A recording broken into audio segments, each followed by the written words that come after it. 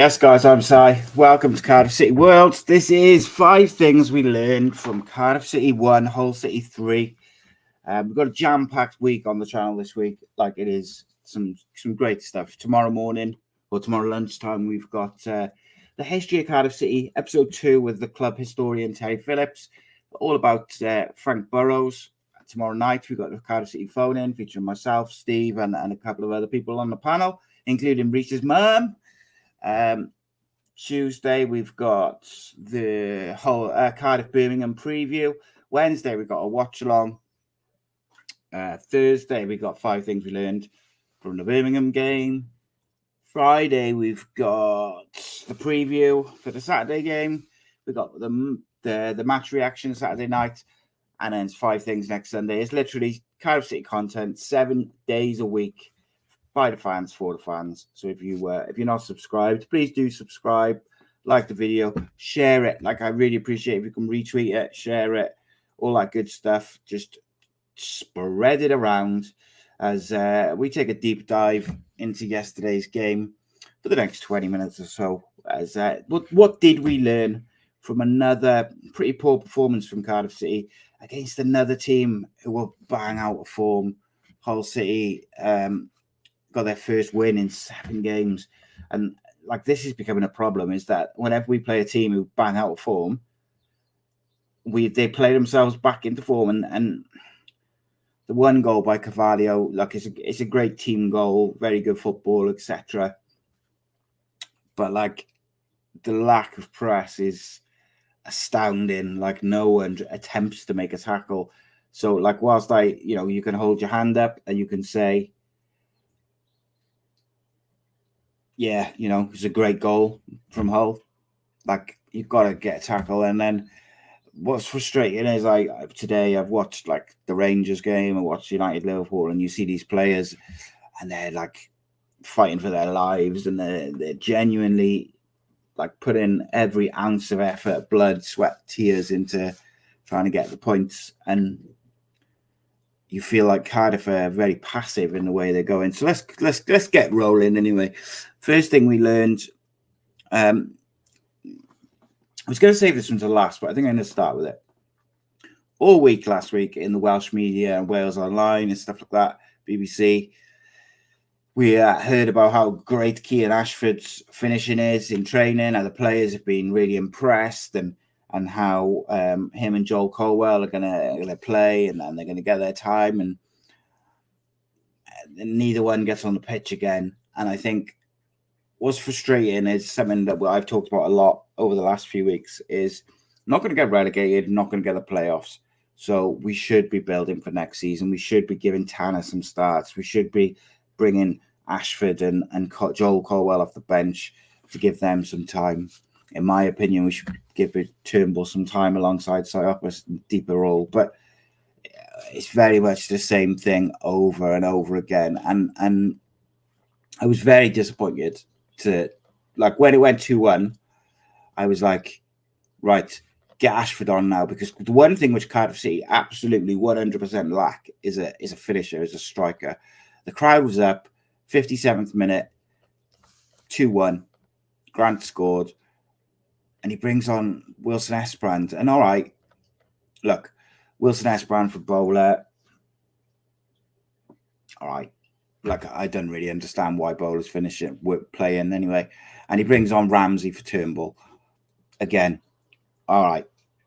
But I just felt that moment when he's brought on those couple of subs was the perfect time to bring in Ashford for Mate or similar.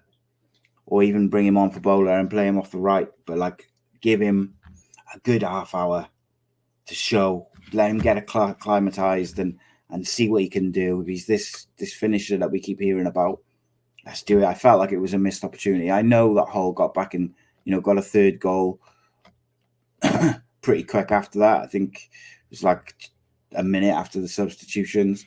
I do get that, but like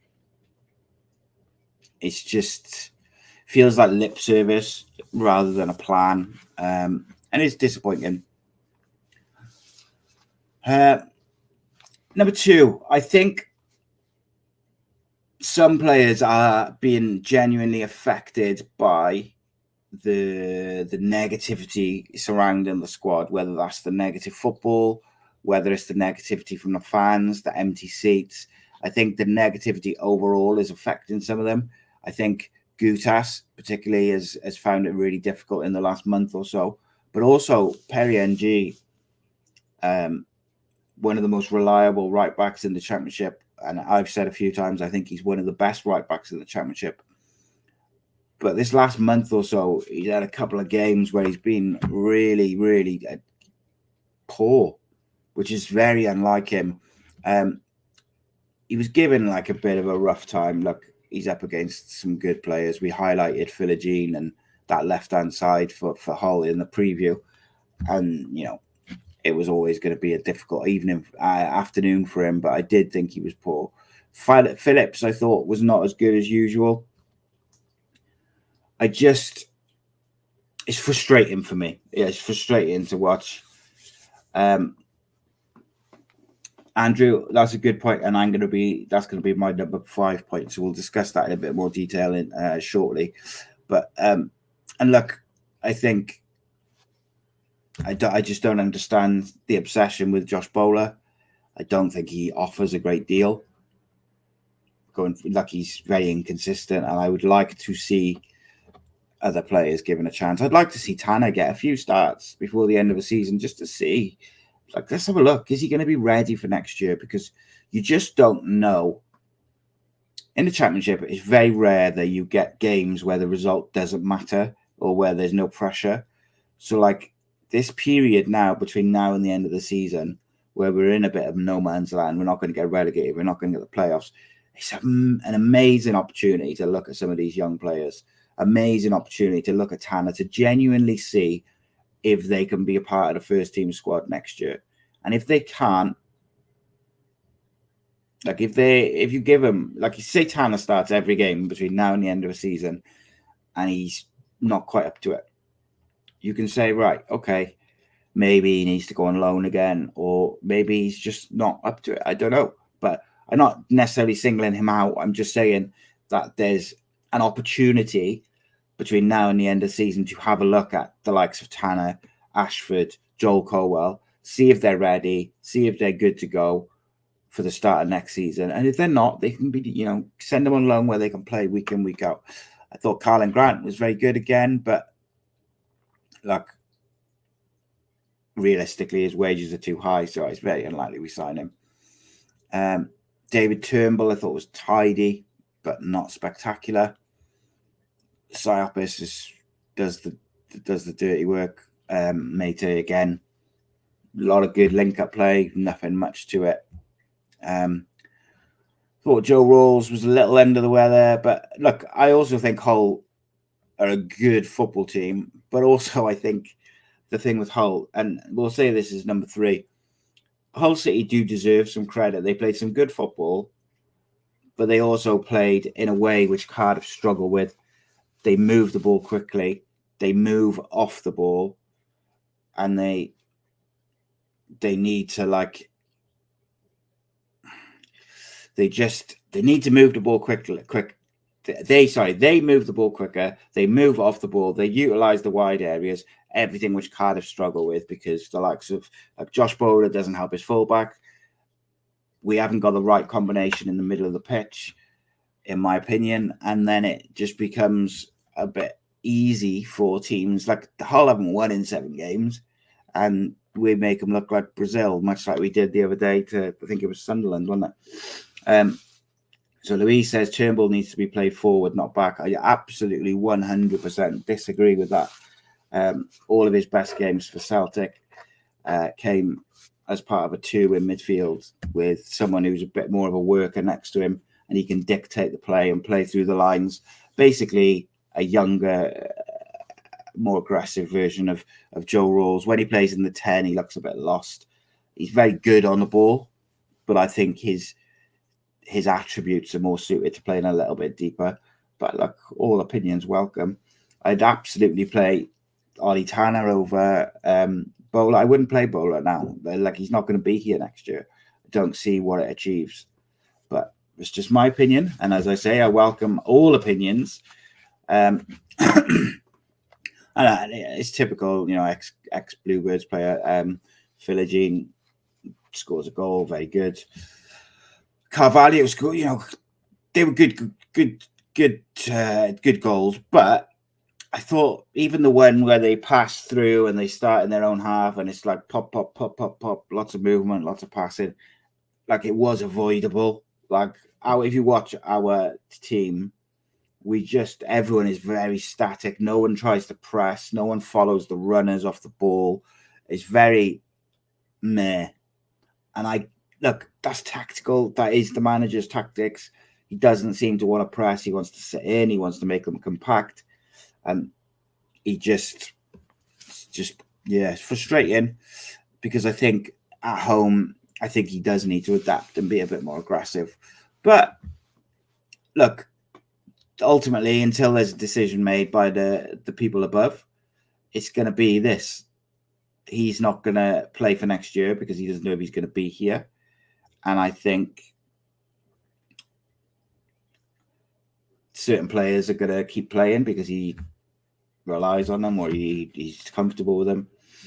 It's difficult. Andrew says, I agree. He needs to play the young players and not the lone players because they are the ones who are not put a shift in. Yeah, ultimately, not all, but some of those players, they don't care. They're not going to be here past the summer. They're not going to be at their best. And I just find it frustrating because I don't see what Bowler offers. Just using Bowler as an example, I don't see what Bowler offers that Tanner doesn't offer on the right. In fact, Tanner offers a little bit more going back because at least he'll work up and down and he'll try hard. Tanner just sort of stands there adjusting his headband a lot of the time. The number 9 is the biggest issue for Cardiff. You've got like Mayte played this week and his link-up plays all right. Never looks like dangerous particularly, and he does work hard. He presses. Well, when I say presses, he works hard and sits in.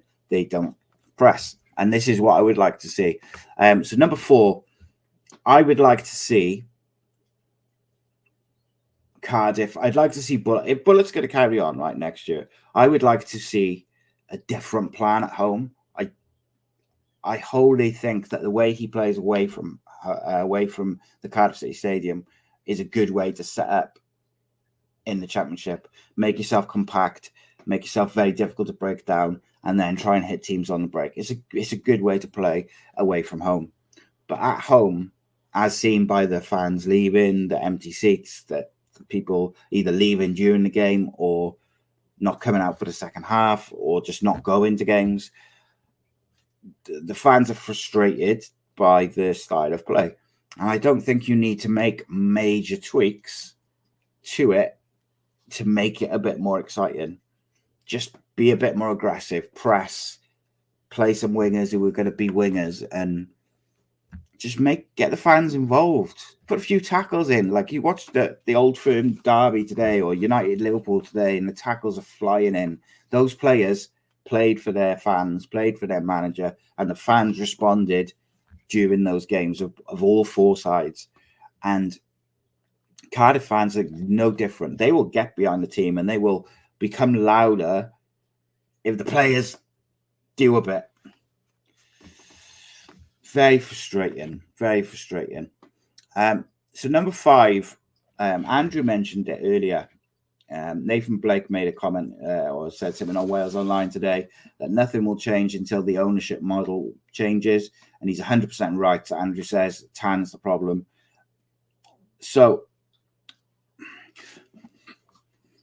there's 2 sides to it, right? So one side for me is, number 1, structurally at the football club, I don't think anything changes until we have a director of football type structure, because you have the manager, the coaches, and then it's this kind of the board and the owner. There's no football people above the manager. Literally no football people on the board, no football people involved in the signings other than the manager giving his opinion. maybe some scouts along the way, but they're not involved in the actual decision-making process. They just provide the information. And it's like, we have to have a football structure for anything to improve. Like, this just, I don't know, it's not rocket science to me. Like, you need football people to run a football club. But above that, you've got a board who've been in place for a while. Mehmet Dalman's been in place for a while, and some people like him, some people don't. I understand that he's a polarizing figure, and I understand that there's definitely areas where you can criticize him. I think one thing you can say is he's, over the last couple of years, he and some of the others have tried to be a bit more proactive in terms of the decision making, and they're working on a tight cloth. And from what I gather, him and a couple of others want to get the manager tied up, and they wanted the decision. They wanted it all sorted back in January, February time. The owner's not sure about the manager. So we're going to have the same issue that we had with Limucci, whereby with Limucci, everyone kind of thought he was going to sign a permanent deal and didn't. And I've been pro Bulut all season. There are a few little red flags, if you want to call them that I've seen in about the last month or so, where I'm like, okay, not sure about that. Now, I wouldn't mind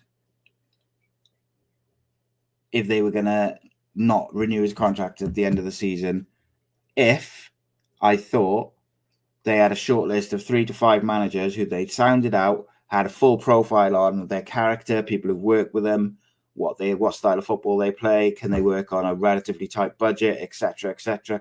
And they had this short list, so they're going to shake Bulut's hand at the end of the season and say, thank you very much for everything you've done for us.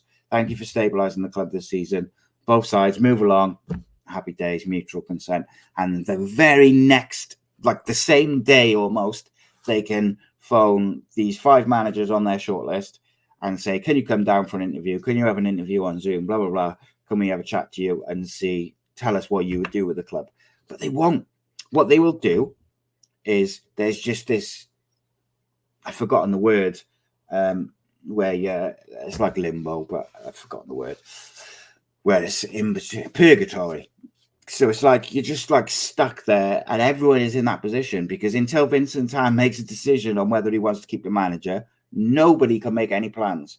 But if the people on the board and whatnot who are running the football club were adept and proactive in their jobs and what they do, and they were well prepared, they would have that shortlist already, just in case he decides that he doesn't want to keep the manager, so that they can hit the ground running. Just like they should have a list of players. They should have one list, which is Bulut's list of players that he wants, and then they should also have a list of potential players that they like as a club through their scouting system, so that they can hit the ground running in the summer. So you're not waiting around till the last days of the summer or the window trying to get players in. They're already in your pre-season, integrated into your squad. Just like I said with Kiefer Moore or anyone else, they should have been sorting that out before January. So on the 1st of January, 2nd of January, they can go bang. We're not proactive. We're not organised. We're not prepared. And in many ways, I feel sorry for the manager, because I think the remit this year was stabilise the team, don't get relegated, work on a shoestring budget with players which are not yours, frees and loans and the rest of it. And people forget, free transfers are people who nobody else wants. Loan players are people who are unwanted by their clubs. There's reasons for that. Normally it's because they're not consistent, or they're young, or they're still learning, or they're coming back from injury, or whatever it may be. There's a whole host of reasons, but they're generally players who aren't wanted by their clubs. So, of course, when you put all those players together, it's going to be a bit hit and miss. So it's a bit of a problem. And I do feel for him, because he has stabilised the team. We're not going to get relegated. I also understand the other side of it from some fans who are like, it's boring. It's dreadful to watch. They'd rather lose 4-3 and be fighting like close to relegation. And I get it, but I just think maybe he's got enough in the bank from the start of the season when he had a fully fit squad, bar O'Dowda, and was playing possession football, but it was less passive and it was more aggressive, and we were pressing a little bit. And maybe as the season's gone, we've had a shed load of injuries, and then maybe he's had to adapt and become a bit more. Maybe he's just he's basically thought, right, I need to make sure we don't get relegated. Ramsey's out, blah, blah's out.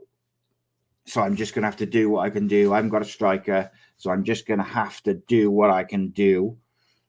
So I'm going to make everything compact. We're not going to press. We're going to sit in and just make ourselves difficult to play against. The problem with that is when you do concede a goal, you've got no impetus to go forward and get goals, and it becomes a problem. So then they'll ask me on the phone in tomorrow, am I still pro Bulut? So last week, everyone on there was very negative about it, and I was kind of almost like the only one who was saying, yeah, I still think that there's something there, but I definitely think I am less pro Bulut than I was Christmas time, but I think I'm just about still there because I would like to see how he does with a contract behind him, so the club's committed to him and he's committed to the club, and I would like to see how he does if he can get the players that he wants, because he still hasn't been able to get the players that he wants outside of Siopis and Gutas, and I think largely those two players have been successful this year. They've improved Cardiff City. I think Gutas has had a bit of a rocky month, but before that, I think he's been very good. He was very good from the moment the manager swapped sides of him and McGuinness earlier in the season. I thought Gutas was very good. I think largely he's been a successful signing. Same with Siopis, in my opinion, the best defensive midfielder in the league, or certainly one of them. So he just needs the right partner next to him. Sometimes that's Joe Rolls. Other games it's not. And that's what we need, someone there to be that other person. And yeah, there's players at this, the first half of the season, Jamalu Collins was out on his feet, coming back from a long-term injury, played every single game, 90 minutes, just bang, bang, bang. So then he was struggling. Siopis is another one who just looks like he's struggling. But you don't want to take him off because then you've got to play Wintle and Rolls and it doesn't work. Andrew says, only way Tan wants Bulut gone is because Tan don't want to give him money to build a squad to progress on the field. But it's certainly going to be interesting, mate, because the embargo's lifted now and there's no excuses in terms of no one's expecting us to go and spend 10, 15 million pounds on the players, but there's no excuse to go and try and sign some reasonably priced players. And there is some about, and he needs to make a decision on who he's backing. Is he backing the manager or is he going to get someone else in? And like I said, mate, and I say this to all of you and I'll say it again. If I thought that they were going to shake hands with Bulut at the end of the season and say, thank you very much for everything you've done, and then they had a short list ready to go, and they'd spoken to people who've worked with each of those managers, they know about their style of play, they've sounded out through their agents, got an idea of what sort of budget they'd need, what sort of players do you want to sign, who would you keep out of our squad, what would you do with this player, what would you do with that player, and they had a full workup profile of every single man on their shortlist, I'd be all right with it, because you could say, right, Bulut came in, he did a job, now let's get the long-term manager in now to build. But they won't. They'll make a decision on Bulut at the end of this season, and then they'll just wing it, see who's about. And it's embarrassing. That club, the size of Cardiff City, operate like that. No structure above the manager to do those things. And look, if I can see that, why can't they? Why haven't they got someone who works at that football club who's saying that to the board or the transfer committee or the owner, whoever it may be? Why? Because Cardiff City, as Louise rightly says, have got a big influx. There's about 5 or 6 players on on the fringes of the first team and in the academy who are waiting to make the jump up and make an impact. Not all of them will succeed. It's very difficult to do so. You can't just chuck them all in. You've got to do time, which is why they should be playing Keane and Joel Colwell off the bench for the next couple of games, with the idea to start them for the last 2 home games to see if they're ready for the start of next year. Jamie says it was Dyer again. If we keep him, great, but back him properly. If not, get someone in who has a bit of pull for loans, etc., and get us playing on the front foot. Give us a positive identity away from home. Yeah, Jamie, mate, like I just said, I don't know if you were there then, but if I thought they had a plan, be a bit more confident in where we were going, because he has stabilised us. We're ready to push on now. But whether it's Bulut, the manager, they've got to back him. They've got to get him the players that he wants within reason. Not him ask for Kiefer Moore and us get him Jeju, who he's never heard of and has no interest in really playing. It's useless. Even Turnbull, I think, long-term could be a decent signing. But, like, I'm pretty sure that wasn't the manager signing. And I do get it. There's 2 ways to look at it. Like, I'm never a fan of clubs buying players for managers and just saying, there you go. But I'm also, I think it was more a case if they couldn't get Kiefer Moore for whatever reason, and it was late in the window and they just wanted to get him a striker. So, yeah, I think he's got enough in the bank from the start of the season that I would stick with him just about now. But if he doesn't start switching it up a bit, if he doesn't play Joel Colwell and Keane Ashford over the next couple of games off the bench, and he doesn't sort of starting Tanner and stuff with the idea of having a look if they're really ready, then I'm going to be asking questions, because I don't see the point in playing Bowler. I just don't. But I do think I would still back him. I think he's done what his job was to do. Yes, you can argue about the style of play, etc. That can be changed with just a few minor tweaks. And I also think at the start of the season, we were pressing, we were aggressive. So let's go with it and back him. Like, let's back him and let's get behind him. Let's, season tickets for cheap tickets for kids and stuff for like £1 and whatever at the moment. So let's get behind the manager. We've got all sorts of stuff on Cardiff City World this week, so please do check it out. Tomorrow midday we'll have Terry Phillips's new History of Cardiff City, all about Frank Burrows, and the Cardiff City phone-in tomorrow night. I appreciate you all. Just a quick one tonight because my son's back for a week, so I just spent some time with him. Take care. God bless. Come on, City.